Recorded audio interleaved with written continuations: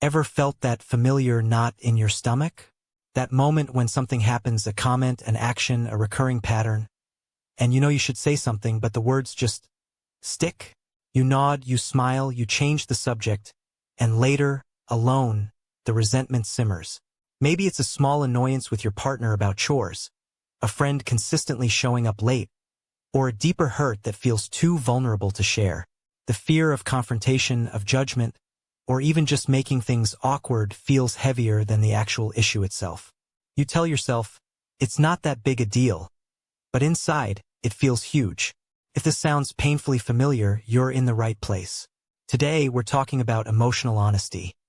How to say what you feel without fear and truly transform your relationships. Think about what happens when we don't speak our truth. Those unspoken words don't just disappear. They build up, creating invisible walls between you and the people you care about. It's like collecting tiny stones of resentment in your pocket, and eventually that pocket gets so heavy, it drags you down. This silence can manifest as passive aggression, sudden outbursts over minor things, or a gradual emotional distance where you start feeling unheard and unseen. Your partner might genuinely have no idea they've upset you. We often assume others should know, but empathy isn't mind reading. By not expressing ourselves, we deny others the chance to meet our needs and truly connect. This isn't just about them. It's about your peace of mind. Holding back eats away at you, causing stress and anxiety. Let's learn to drop those stones. Before you can bravely voice what's on your heart, you need to understand it yourself. Often, we just feel a general unhappiness or anger without truly pinpointing the root. Is it anger? Or is it actually hurt, disappointment, or feeling disrespected? Take a moment. When that knot forms, pause. Ask yourself, what specifically am I feeling right now? What happened right before this feeling emerged? What need of mine isn't being met? This isn't about blaming anyone. It's about self-discovery. You might realize that what felt like anger is actually sadness about not feeling heard, or anxiety about a perceived lack of commitment. Journaling or quiet reflection can help you sort through this. Developing an emotional vocabulary is powerful. Words like frustrated, vulnerable, overwhelmed. They give precision to your inner world, making it easier to communicate clearly. Clarity begins within. Okay, you've identified the feeling. Now, how do you express it without launching an attack? This is where the "I feel" statement becomes your superpower. Instead of "you always make me feel ignored," which immediately puts someone on the defensive, try "when specific action or situation happens, I feel emotion," because impact on you or your need. For example, when you interrupt me during dinner, specific action. I feel unheard and a little frustrated, emotion, because I value our conversations and want to share my day fully, impact/need. Notice how this focuses on your experience, not their perceived failing.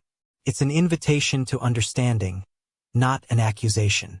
It disarms defensiveness and opens a door for genuine dialogue. Practice this.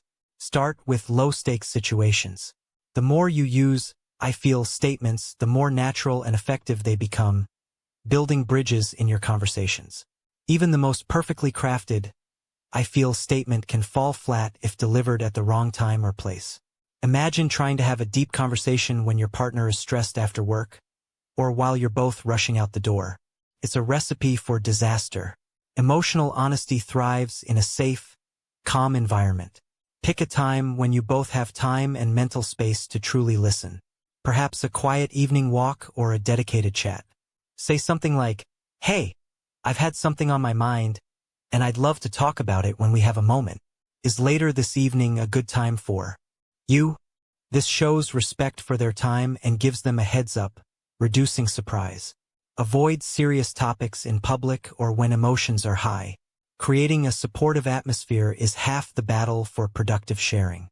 Emotional honesty isn't just about expressing discomfort. It's also a powerful tool for setting healthy boundaries. Sometimes, saying what you feel means acknowledging your limits and communicating them clearly. This isn't selfish. It's self-preservation and relationship health. For example, if a friend consistently relies on you for emotional support but never reciprocates, you might say, "I value our friendship, and I care about you, but lately, I felt drained after our calls. I need to balance my energy, so I can only talk on the phone once a week for now.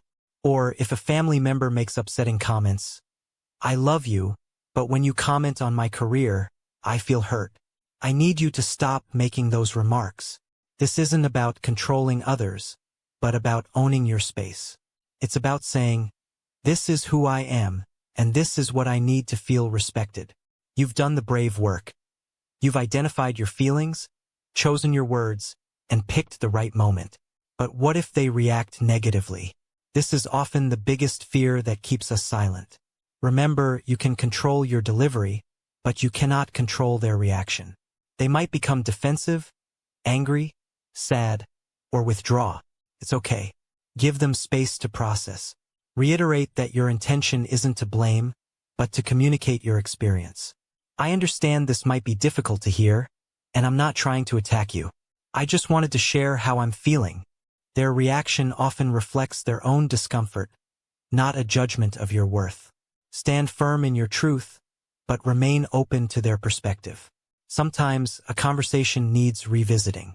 The goal isn't immediate agreement, but honest communication that paves the way for deeper understanding. Your worth isn't tied to their comfort. Emotional honesty is a muscle. The more you use it, the stronger it gets. Takes courage, practice, and self-compassion. Start small. Voice a mild preference. Correct a minor misunderstanding, or share a positive feeling. Each step builds confidence. Remember, emotional honesty isn't about being confrontational. It's about being authentic. It's about building relationships based on genuine understanding, respect, and trust, not on silent assumptions or hidden resentments. It's about creating a life where you feel truly seen, heard, and valued. You deserve that, and your relationships deserve that. So, take a deep breath, trust your feelings, and start speaking your truth, one honest word at a time. Your journey to deeper connection starts now.